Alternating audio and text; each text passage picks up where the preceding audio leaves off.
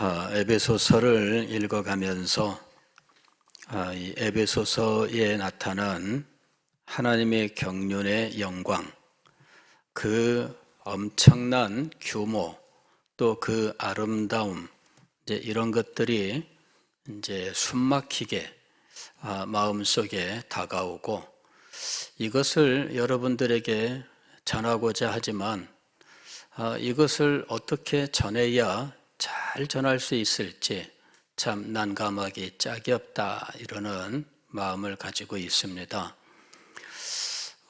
사실 지금 다루고 있는 이 주제는 엄청나게 거대한 하나님의 뜻에 대한 것들입니다.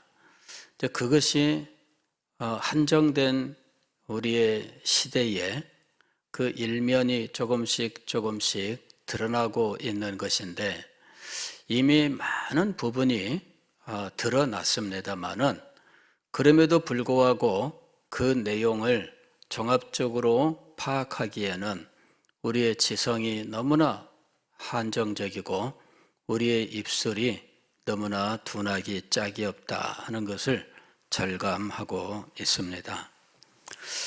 오늘 새벽에 제가 꿈꾸는 듯 깨어있는 듯 하면서 불쑥 어떤 단어들이 머릿속에 떠올랐어요. 그것은 하나님의 뜻과 하나님의 계획, 하나님의 경륜, 이런 단어들이 어떤 관계를 가지고 있는가 하는 것들이었습니다. 그래서 이 단어들을 붙들고 묵상을 하다가 새벽에 일어나서 새벽 기도를 인도하러 나왔는데, 오늘 오전에도 이것들을 생각하면서 메모를 했습니다. 이것이 어떤 관계가 있는가 하면서 이 내용들을 메모를 하고, 그 다음에 이 수요 예배 전에 이 내용들을 하나의 도표로 그림을 그리기 시작을 했는데, 이것이 오늘 이 에베소서 3장 1절로 13절까지의 말씀을 이해하는데 아주 크게 도움이 되고 있다는 사실을 깨닫습니다. 하나님의 뜻, 하나님의 어떤 계획, 또 경륜, 이런 단어들이 성경에 여기저기 등장하고 있습니다. 그래서 대체로는 이것들을 다 같은 말로 하나님의 뜻은 하나님의 계획이고 하나님의 계획은 하나님의 경륜이고 이런 식으로 다 똑같은 거다. 그러나 그냥 이 용어만 조금씩 뉘앙스를 달리했을 뿐이다. 이런 식으로 설명했는데, 문득 이 것들이 물론 성경 저자들이 그것을 이렇게 구분해 사용한 것은 아니지만, 그러나 제가 이것을 이해하기 위해서는 구분이 좀 필요하다라는 어떤 그 인사이트, 통찰이랄까, 이해하기 위한 어떤 실마리 같은 것들을 얻게 된 겁니다. 하나님의 뜻이라고 할 때 이것은 아직 하나님께서 생각으로 가지고 계시는 그런 것들을 하나님의 뜻이라 이야기하죠. 그리고 하나님께서 행하신 일들 속에는 그 뜻이 그대로 나타나 있는 겁니다. 하나님이 생각의 단계에 가지고 계셨던 모든 것들이 하나의 뜻이라고 한다면 그 뜻이 실제로 실현되었다, 이렇게 말할 수 있습니다. 뜻과 실현이라고 하는 것이 바로 다 하나님의 뜻과 연결되어 있습니다. 역사 속에 어떤 일이 일어났을 때 그것은 하나님의 뜻이 이루어진 겁니다. 그래서 그것 또한 하나님의 뜻을 가지고 설명할 수밖에 없는 것이지요. 자, 그런데 하나님의 이 생각 속에 하나님의 뜻이라고 하는 것이 있는데, 하나님의 이 뜻이 이제 어떻게 이 땅에 실현되느냐 하는 것입니다. 뜻의 실현, 이것은 정교한 어떤 과정이 필요해요. 그냥 이루어지는 것이 아니라 뜻이 있으면 이 뜻을 구체적으로 설계하는 과정이 필요한 것이고, 설계한 그것을 하나하나 이루어가는 과정이 필요한 것이죠. 이제 그것이 이제 성경 전체가 우리에게 알려주고 있는 이야기예요. 하나님의 뜻이 있었습니다. 그리고 하나님의 그 뜻을 실현하기 위하여 하나님께서는 이 뜻의 실현을 위한 설계, 즉 하나님의 마음 속에서, 생각 속에서 일어나는 설계 과정이 있습니다. 그것을 흔히 우리는 구원의 계획, 이렇게 이야기하는 거죠. 하나님의 뜻은 이제, 물론 하나님의 뜻은 더 큽니다. 구원보다 더 큽니다. 하나님의 뜻은 창조부터 역사의 완성과 그 다음에 완성된 세계에서 하나님의 백성들과 영원히 함께 사는 그것에 대한 전체 하나님의 뜻이 있습니다. 그리고 그 뜻을 이루기 위하여 하나님은 그냥 생각 없이 아무렇게나 그 일을 행하시는 것이 아닙니다. 하나님이 그 일을 이루기 위하여서 반드시 하나님은 이 모든 것들을 질서정연하게, 이 모든 것들을 계획하시는 거죠. 이것이 바로 하나님의 지적 설계라고 하는 것입니다. 간단한 집을 지을 때에도 이런 과정이 필요해요. 그냥 대충 나무 막대기 몇 개 갖다가 얼개설개 놓고 그 다음에 거적대기를 하나 올리더라도 계획이 있기 마련입니다. 그죠? 마음속에 참 움막을 하나 지어야 되겠다, 이런 생각을 가졌다고 합시다. 이게 뜻입니다. 이것이 움막을 짓고자 하는 어떤 목적을 가진 생각입니다. 이것이 뜻입니다. 이런 목적을 가진 생각을 실천해서 움막이 하나 생기기까지는 이제 마음속에서 계획이 있기 마련이죠. 이 계획을 종이에다가 글로 쓰든 그림으로 그리든 이런 과정을 거치든지 안 거치든지 머릿속에서는 이것을 실천할 수 있는 어떤 단계적인 계획이 있기 마련입니다. 그래서 이 계획을 실천하기 위하여 각종 재료들을 모으게 되겠죠.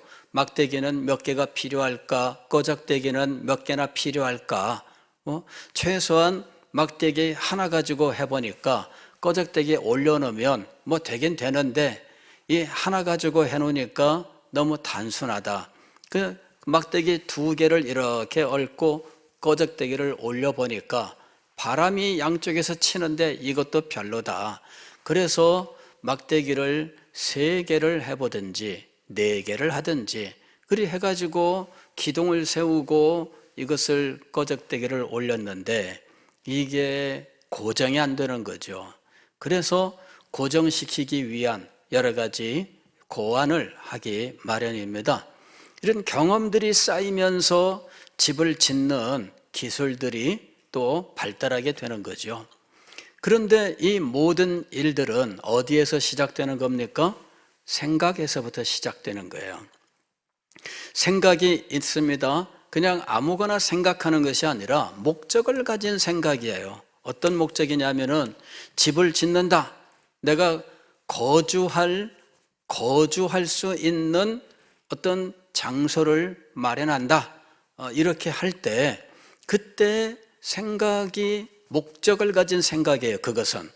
그래서 내가 거주하는 거주 장소를 마련하는데 이게 지형에 따라서, 기후에 따라서 내가 거주하기에 편한 어떤 그 모양들이 결정되기 마련입니다. 가령 어떤 그 바위가 흙과 같은 바위가 많은 지역에 살되 나무는 없다. 이러면 어떻게 될까요? 굴을 팔 수밖에 없습니다. 굴을 파는 지역은 대체로 나무가 없는 지역에 굴을 팝니다. 왜? 재료가 뻔하니까. 그리고 흙으로 되어 있을 때, 흙으로 되어 있지만 좀 단단한 흙일 때, 뭐 바위라고 부르지만은 그러나 쉽게 파낼 수 있을 때, 그때는 굴을 파서 살기 마련이죠. 그래서 나무가 없으나 그러나 바짝 마른 이 흙이 단단하게 되어 있어서 파내면 무너지지는 않는다. 이런 지형에서는 굴을 팔 수밖에 없습니다. 그리고 굴을 파는 기술이 발달하고 그 다음에 굴도 여러 가지로 연구합니다.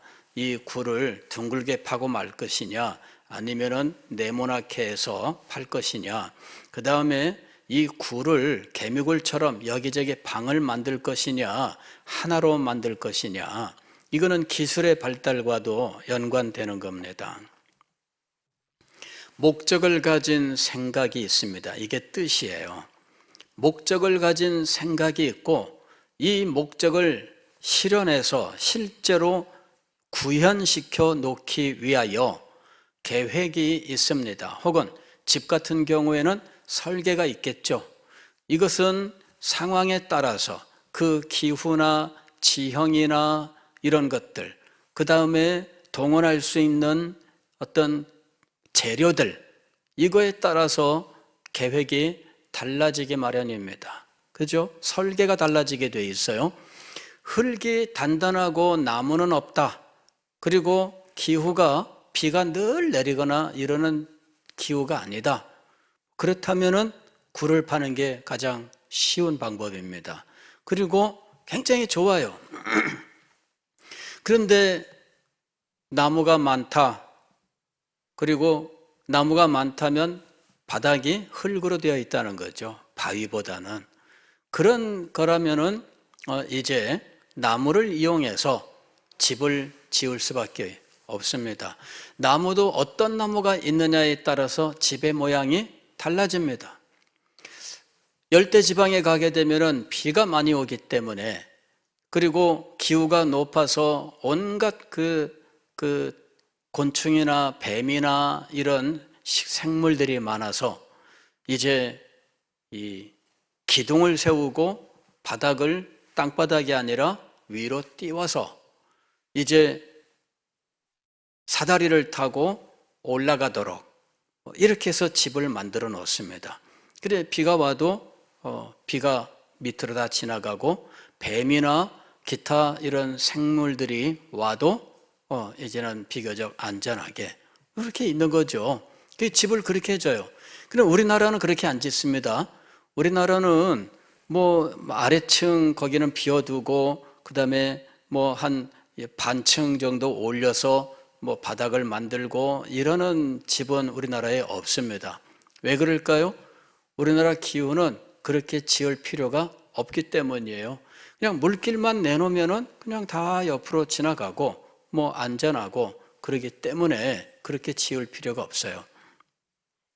기후와 재료에 따라서 설계가 달라지고 그렇게 해서 각 지역마다 독특한 건축이 발달하게 됐다라고 하는 것입니다.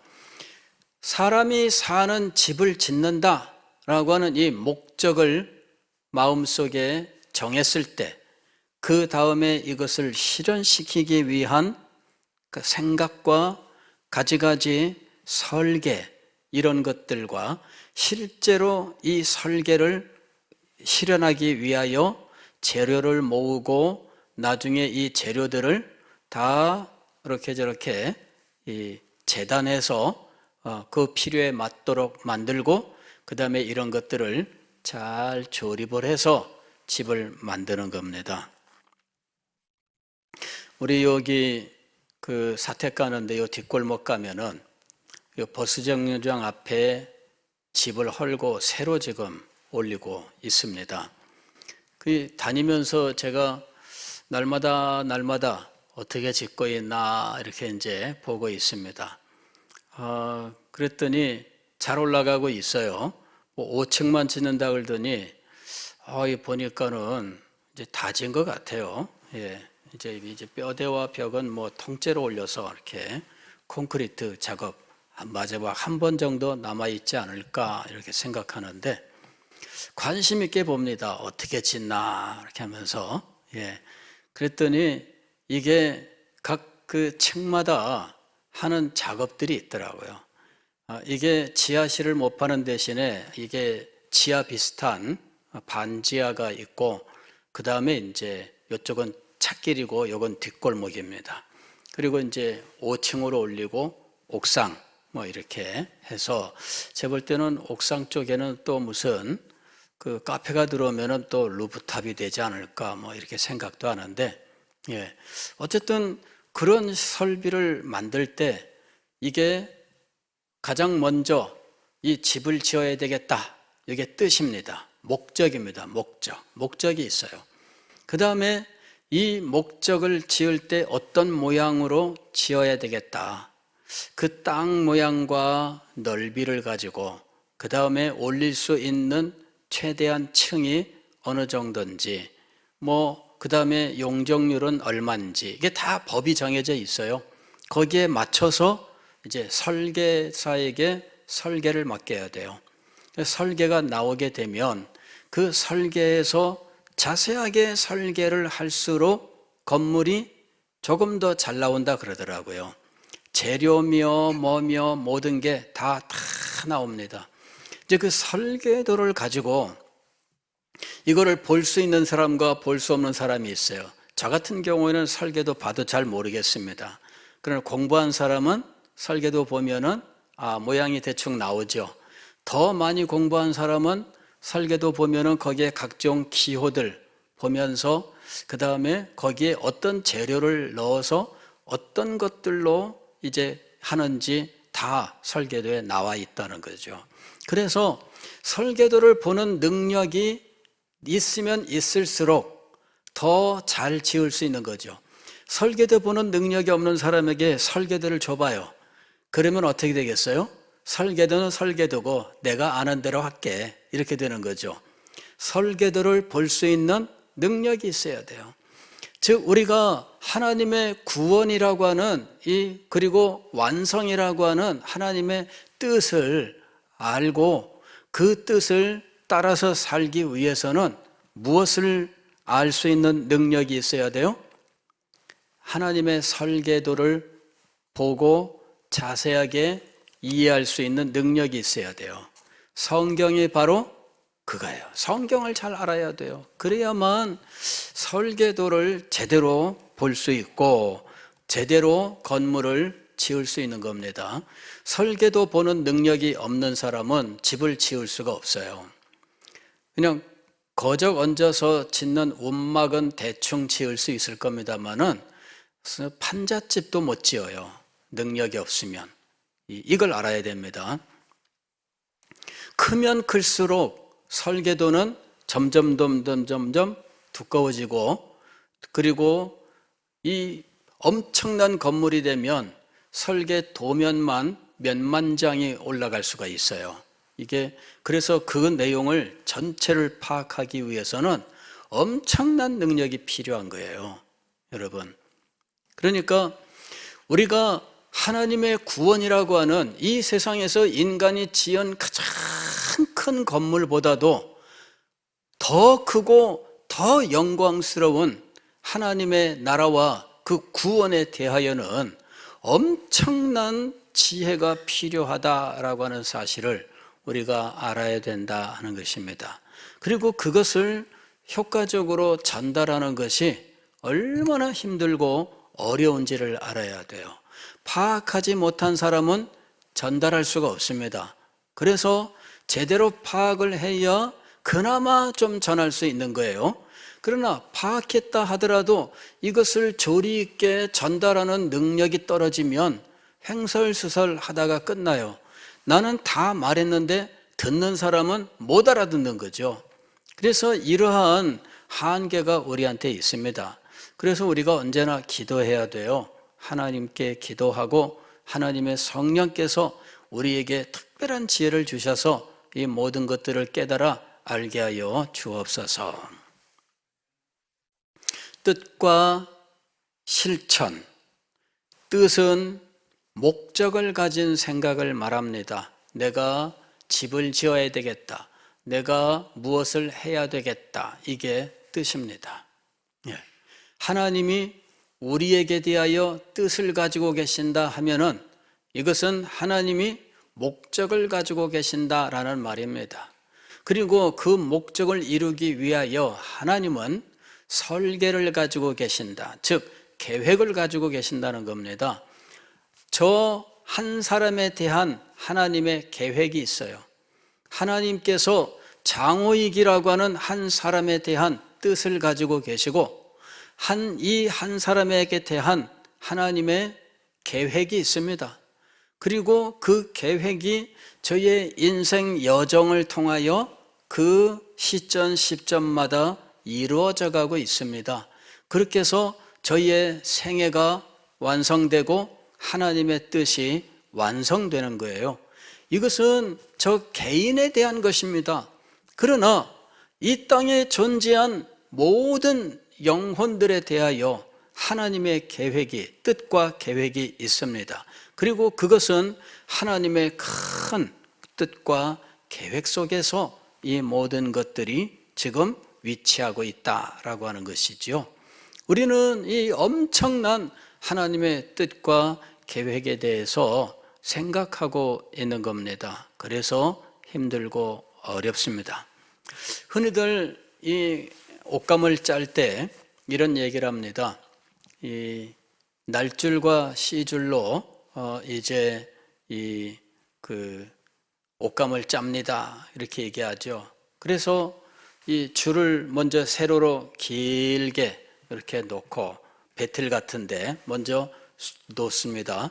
그리고 줄을 몇 개 할 건지는 그거는 옷감 폭에 따라서 또 실의 굵기에 따라서 이제 달라지게 되겠죠. 그렇게 해서 이 줄을 뭐 200개를 걸든 300개를 걸든 이 줄을 겁니다. 그 다음에 이 배틀북이라고 하는 거 있잖아요. 거기다가 실을 감아서 그 다음에 이거를 하나하나 이렇게 엮어서 이렇게 지나가도록 이렇게 벌려 놓습니다. 그 다음에 북을 올리고 밀고 돌리고 밀고 이렇게 왔다 갔다 하면서 그러면은 옷감이 이제 되는 거죠. 많이 갈수록 길게 나오게 되는 겁니다. 근데 그건 가장 단순한 거예요. 그렇게 짜면은 뭐 좀 더 다양하게 할 수는 있겠죠. 또 얇은 실로 좀 더 세밀하게 할 수도 있겠고, 그 다음에 굵은 실로 거칠게 할 수도 있겠고, 그건 단순한 겁니다. 여러분, 카펫 같은 거 보게 되면 다양한 무늬가 들어가잖아요. 최근에는 그 카펫 정도가 아닌 예술 작품으로서 이 카펫 어떤 그 방법을 이용한 테피스트리라고 하는 그러한 예술 작품도 나와요. 그거는 기본적으로 날줄과 씨줄이지만 그 날줄과 씨줄을 어떻게 엮느냐에 따라서 모양도 달라지고 거기다가 실을 어떤 색깔을 갖다가 묶어주느냐에 따라서 전혀 다른 색깔로 무늬가 나오게 되는 거잖아요. 근데 성경이 그렇게 되어 있는 거예요. 그래서 단순하게 날줄과 씨줄로 말하는 것은 굉장히 단순합니다. 그게 포인트마다 다양한 색깔과 굵기에 또 다른 실들이 거기 들어가면서 다채로운 모양들이 만들어지고 있는 거예요. 그래서 하나의 성경이 엄청나게 아름다운 하나님의 크신 역사라고 하는 이 장엄한 이런 작품을 이제 형성하고 있는 겁니다. 그런 것들을 하나하나 얘기하다 보면 전체적으로 어떤 모양이 되는 건지를 못 보는 이런 상황이 벌어지는 거죠. 그래서 성경을 전체적으로 보는 것은 참 중요한 일이지만 그러나 이것은 정말 어려운 일이다라고 하는 사실을 먼저 전제해야 한다는 것입니다. 하나님의 뜻이 있습니다. 하나님의 뜻이란 목적이 있는 생각을 말합니다. 자, 우리가 성경에서 가장 중요하게 보는 것은 우리의 구원과 완성이라고 하는 것입니다. 구원은 목적은 목적이지만 최종 목적은 아닙니다. 최종 목적은 무엇이라고요? 에베소서 1장 10절에서 나왔던 것이 최종 목적입니다. 그건 하늘에 있는 것이나 땅에 있는 것이 그리스도 예수 안에서 통일되게 하려 하심이라 하는 겁니다. 그것조차도 궁극적 목적은 아닙니다. 궁극적인 목적은 하나님의 나라와 더 나아가서 하나님의 영광이라고 하는 이 궁극적 목적을 가지고 있어요. 그러나 어쨌든 우리의 구원과 관계되어 있는 목적으로서의 완성된 최종 종착점은 어디냐 하면은 하늘에 있는 것이나 땅에 있는 것이 그리스도 예수 안에서 통일됨, 즉 하나 되는 것이다 라고 하는 것이죠. 그래서 이 하나됨을 위하여 하나 되지 못하게 하는 것들은 다 제하여 버리는 겁니다. 하늘에 있는 것들 가운데 하나 되지 못하는 것들이 있습니다. 그건 무엇일까요? 타락한 천사입니다. 타락한 천사는 하나됨의 대상이 아니에요. 그래서 타락한 천사들은 그냥 멸망 이렇게 돼버리는 겁니다. 그리고 지상에 있는 영혼들은 이제 그리스도 안에 있는 영혼들은 하나가 되게 하시는 거예요. 그리스도 안에서 이 지상에 있는 영혼들이 하나가 됩니다. 그리고 그 영혼들이 이제 하늘에 있는 이 존재들과 하나가 되는 거죠. 이게 이제 우리가 우리의 구원으로 이루는 최종 단계예요. 지금 이 사도가 이와 같은 큰 그림을 그려놓고 이 그림을 위한 하나님의 또 다른 뜻에 대해서 지금 3장에서 말씀하고 있는 거예요.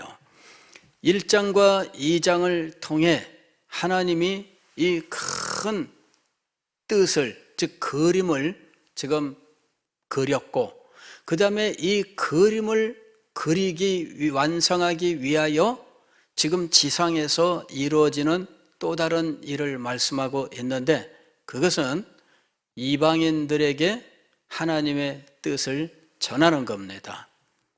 유대인들에게 하나님의 뜻을 전하는 것은 이미 예수 그리스도를 통하여 또 다른 사도들을 통하여 진행되어 온 일입니다.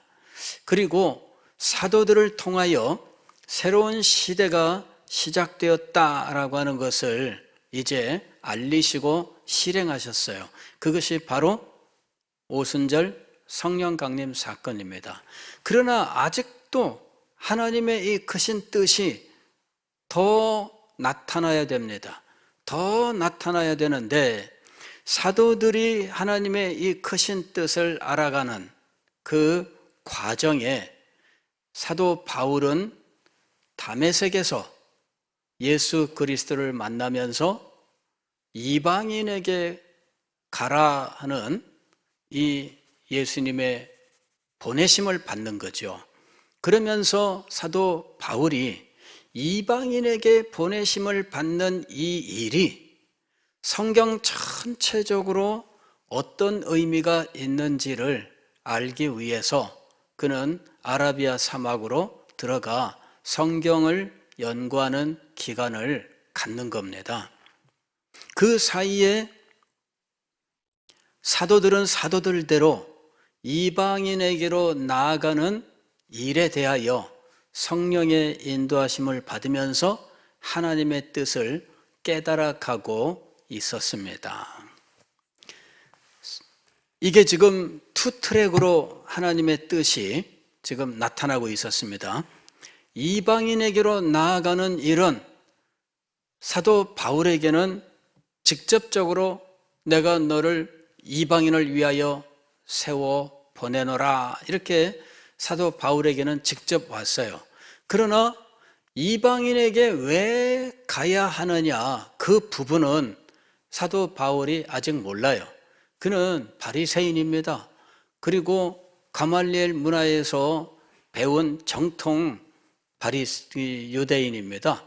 근데 이방인에게 대하여 바울만큼 완고한 생각을 가진 사람이 없다 할 정도로 그는 충실한 유대인이고 바리새인인 거죠.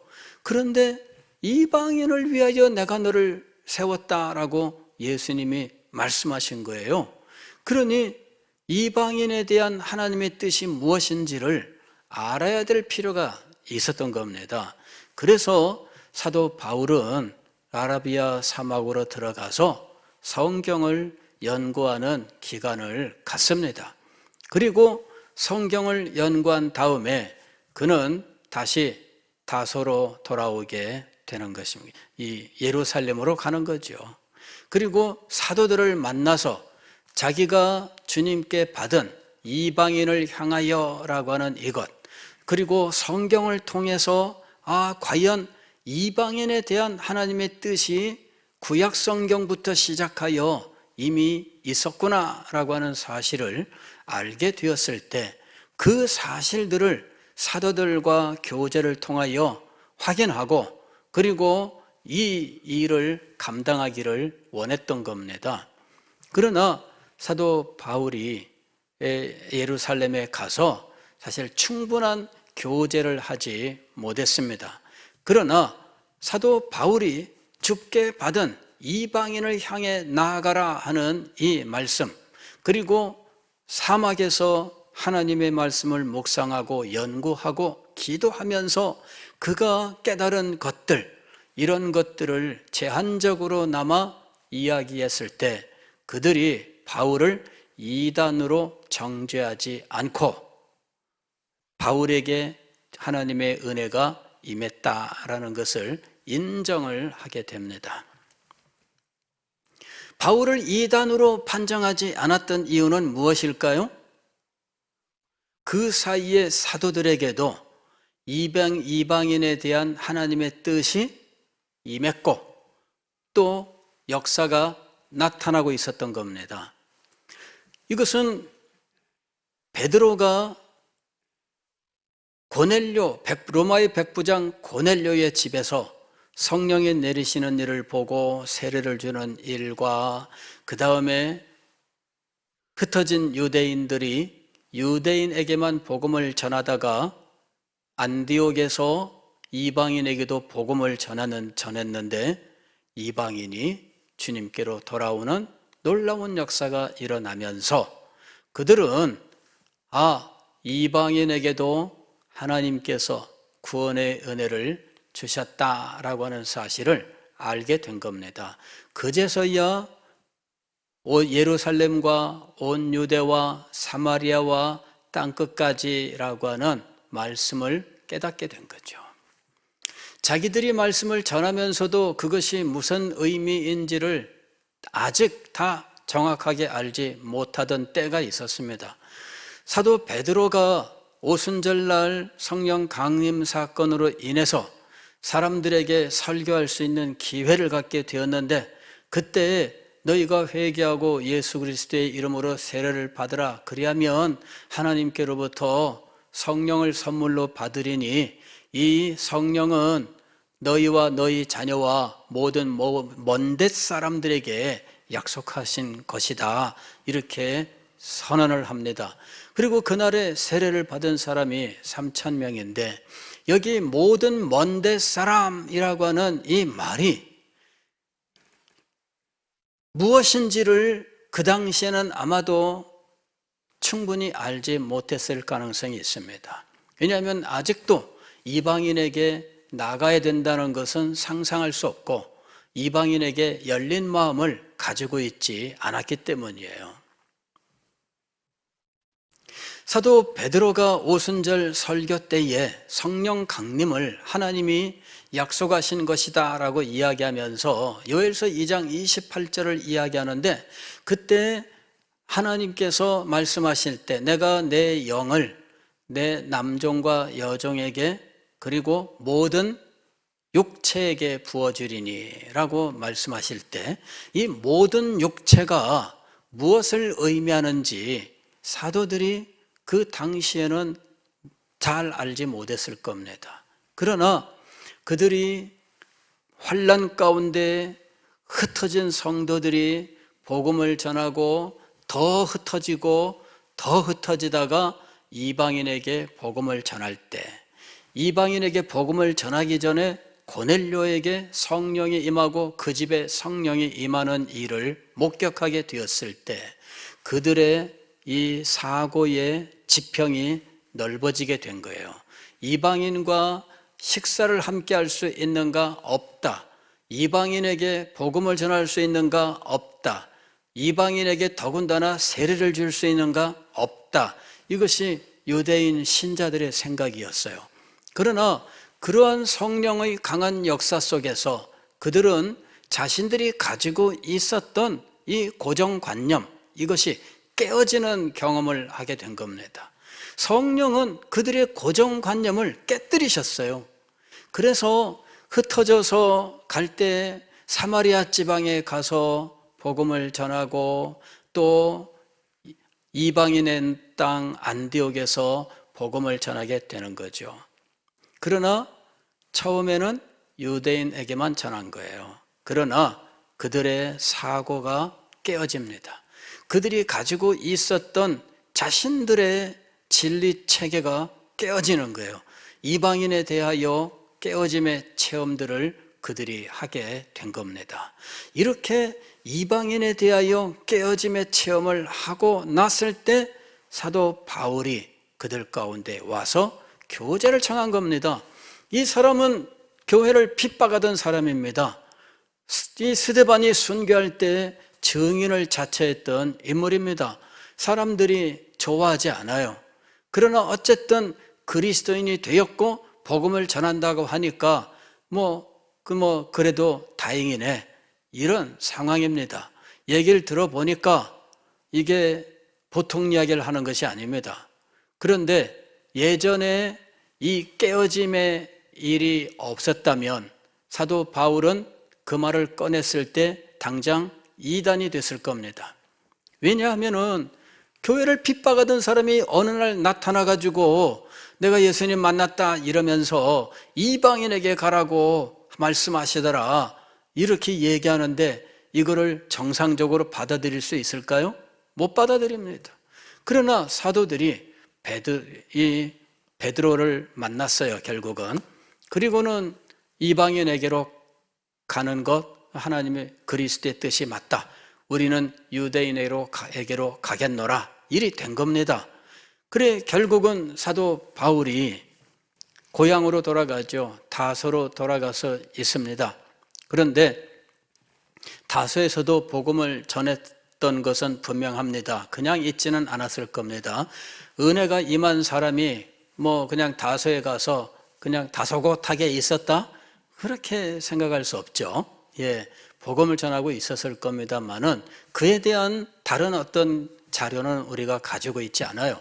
다만 안디옥의 이방인들이 회심하고 이방인들에게 하나님의 은혜가 임했다라는 말을 듣고 예루살렘에서 이 안디옥에 있는 이방인들을 담당할 사람을 파송한 겁니다. 파송된 사람이 바나바예요. 그 바나바는 그나마 이 바울하고 교제가 있었습니다. 예루살렘에 왔을 때 만나준 사람도 바나바고 베드로를 소개한 사람도 바나바예요. 이 바나바가 다소에 있는 바울을 찾아가서 일곱 초려를 했는지 이곱 초려를 했는지 어쨌든 바울이 바나바의 초청을 받아서 안디옥 교회에 온 겁니다. 그리고 결국 그곳에서 이제 말씀으로 가르치는 교사가 되어서 말씀을 가르치다가 기도하는 중에 어느 날 성령께서 이 회중에 강력하게 임하신 겁니다. 이제 사람을 세워 이방인에게 복음을 전하러 나가라. 그래서 바나바와 바울을 세워서 이제 보내게 된 겁니다. 자, 이런 모든 과정이 이방인들이 유대인과 하나의 교회를 이루게 하시는 하나님의 계획의 실현입니다. 하나님의 계획의 실현은 그냥 이루어지는 것이 아니라 항상 계시로 임하여 이루어지는 특성을 가지고 있습니다. 하나님의 계시가 계속 임하고 있었던 것입니다. 이방인에게 가라, 이것도 하나님의 계시로 임했던 겁니다. 사도 바울에게는 직접적으로 임했고 예루살렘에 있는 사도들에게는 성령의 역사로 그들의 한계가 깨어지면서 그들은 이방인에게로 가는 것에 대한 거부 반응, 이것을 없앨 수 있게 된 겁니다. 그러면서 바울을 만나 하나님의 뜻이, 또 그리스도의 뜻이 이방인에게 열려있다라고 하는 것을 인정하게 됩니다. 그럼에도 불구하고 아직 사도들은 예루살렘을 떠날 생각이 없었습니다. 나중에 사도들이 이제 떠나게 되는 일이 벌어지게 됩니다. 그래서 사도들이 사방으로 떠나서 결국은 모두 순교의 길을 가게 됩니다. 이방인의 땅에서 이름도 없이 빛도 없이 그냥 그곳에서 순교의 제물들이 되었다는 것입니다. 베드로는 사도 바울이 닦아놓은 이방인 교회들을 또 거쳐가는 이런 선교길을 가게 됩니다. 그리하여 그가 로마에 가게 되고 이제 이런 일들을 하게 되는 거죠. 그러나 이방인들을 향하여 나아가는 이 하나님의 뜻, 이것이 이제 초대교회 사도들의 시대에 사도들에게 임하고 성령이 인도하시고 하면서 가게 되었던 거예요.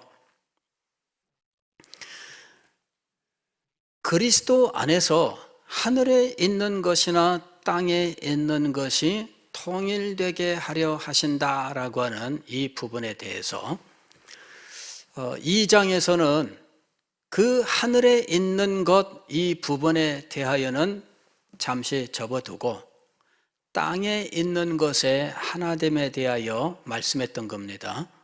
그래서 유대인과 이방인이 한 성전으로 지어진다라고 이야기했던 겁니다. 하나의 성전으로. 즉 이방인은 이방인, 유대인은 유대인이 아니라 이방인이나 유대인이나 하나의 성전이 되게 한다, 이겁니다.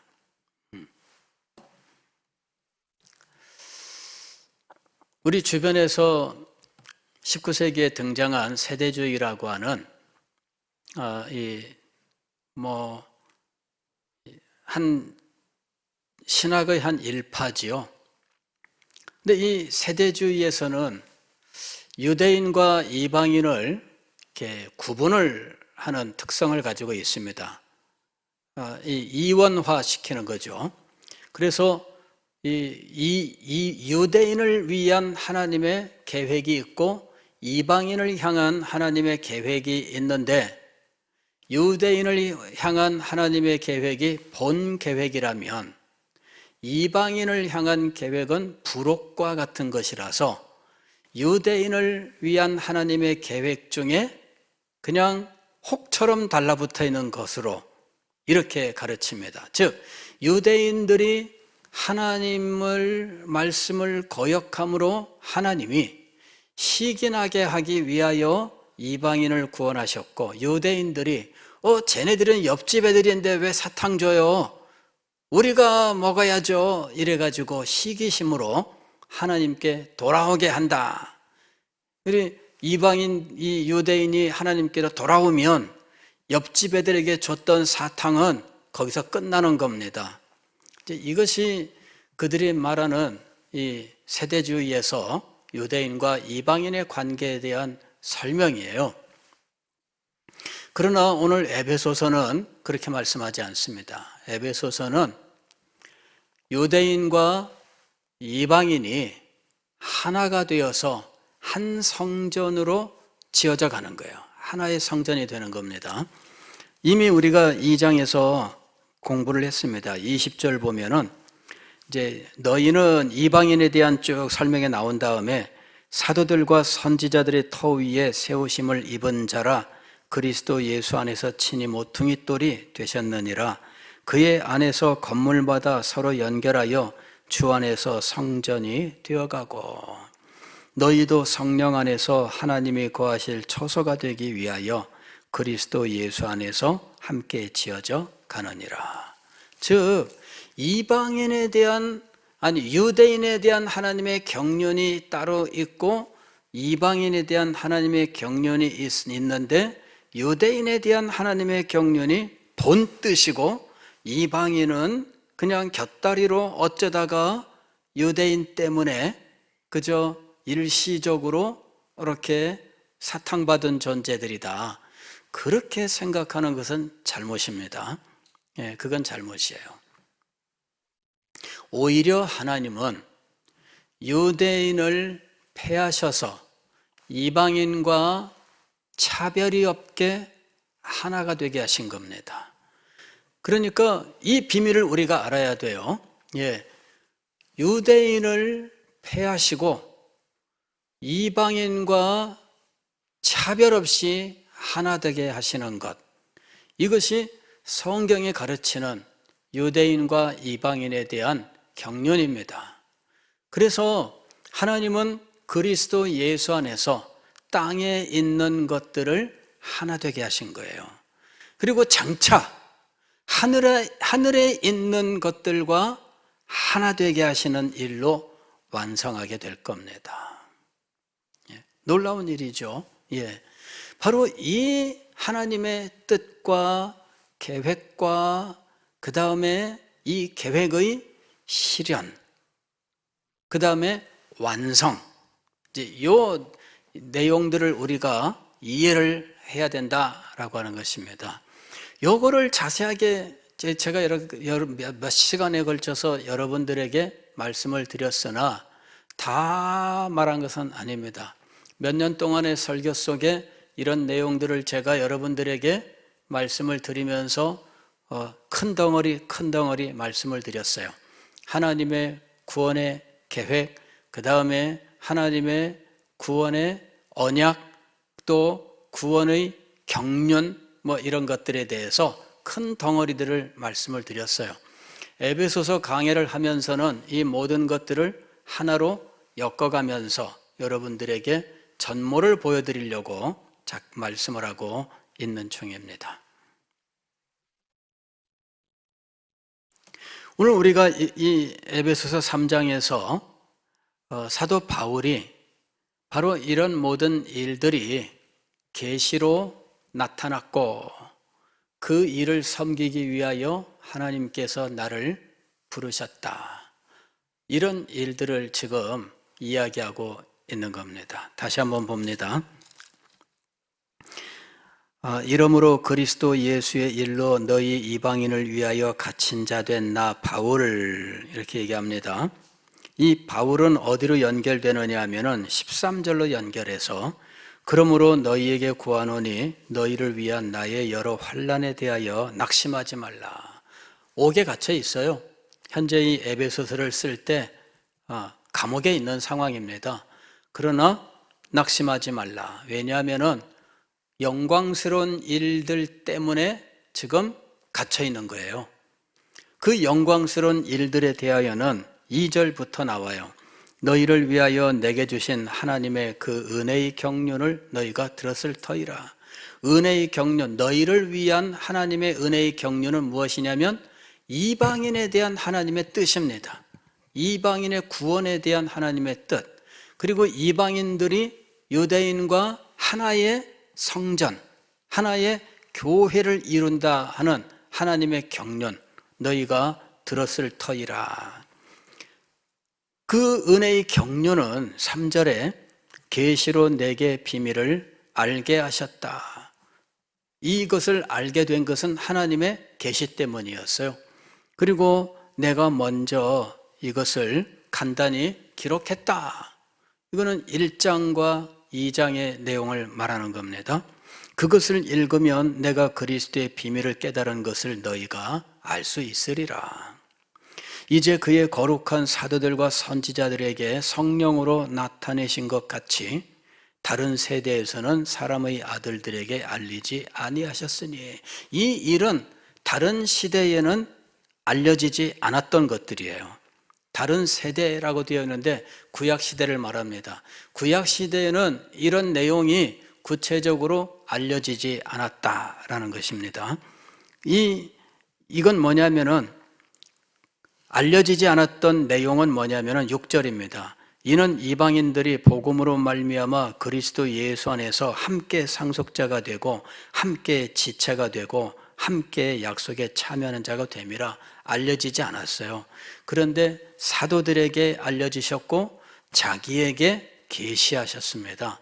그래서 이 내용이 신약 시대에 와서 구체적으로 알려지게 된 겁니다.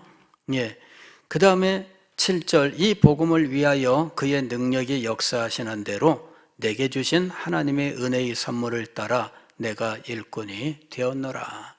하나님이 이 복음을 위하여, 즉 알리기 위하여입니다. 알리기 위하여 내가 일꾼이 되었다.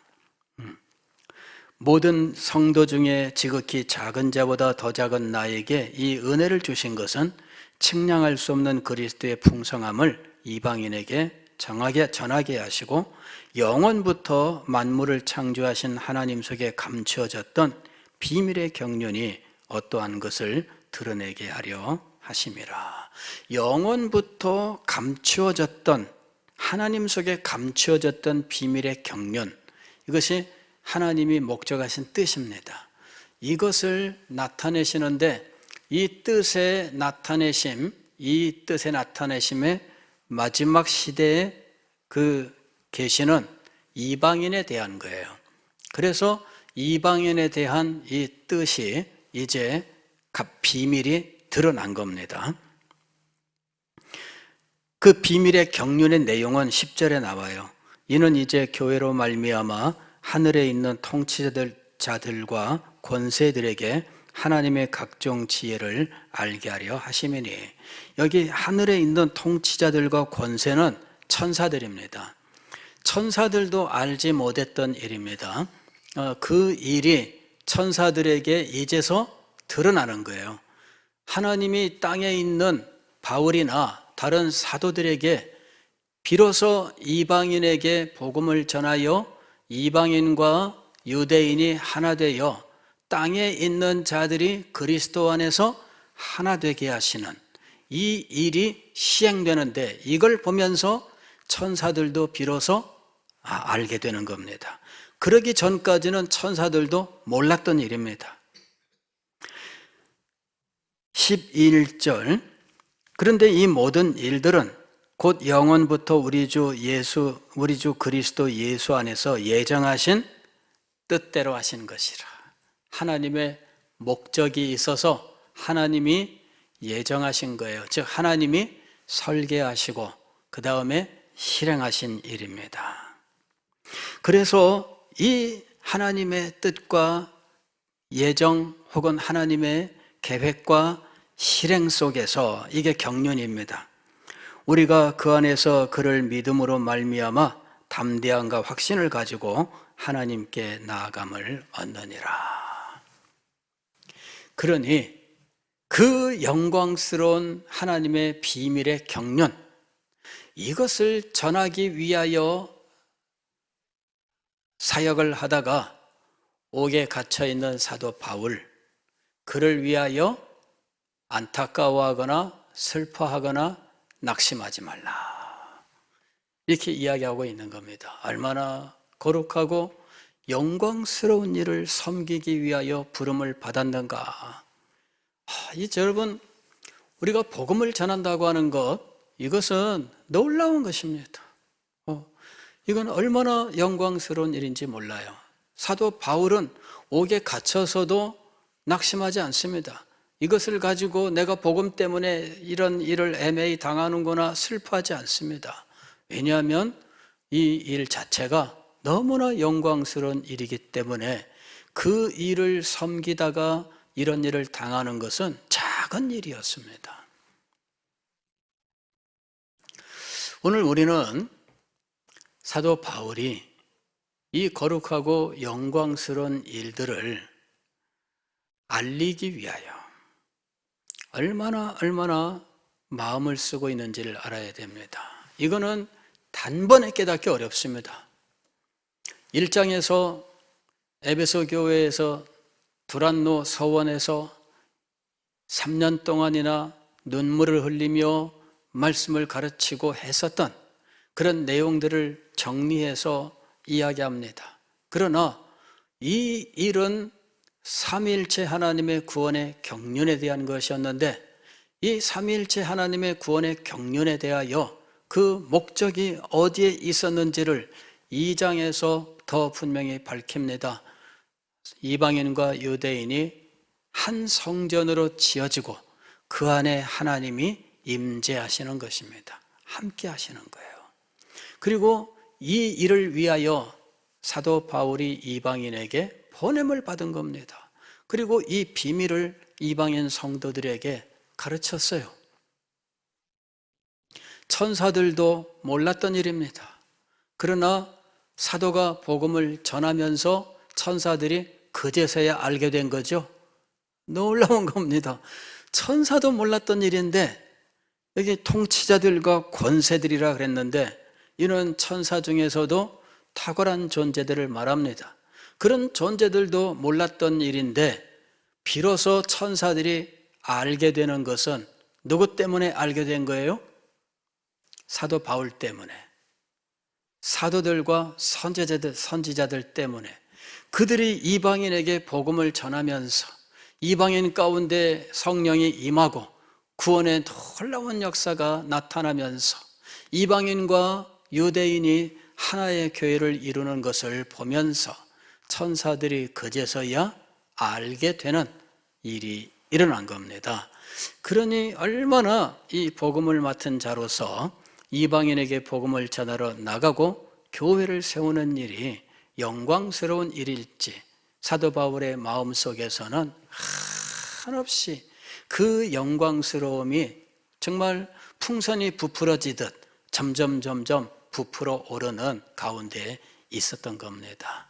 그래서 땅에서 당하는 여러 가지 고통과 어떤 불이익과 이런 환난과 핍박들은 하나도 문제가 되지 않았던 것입니다. 기도하겠습니다.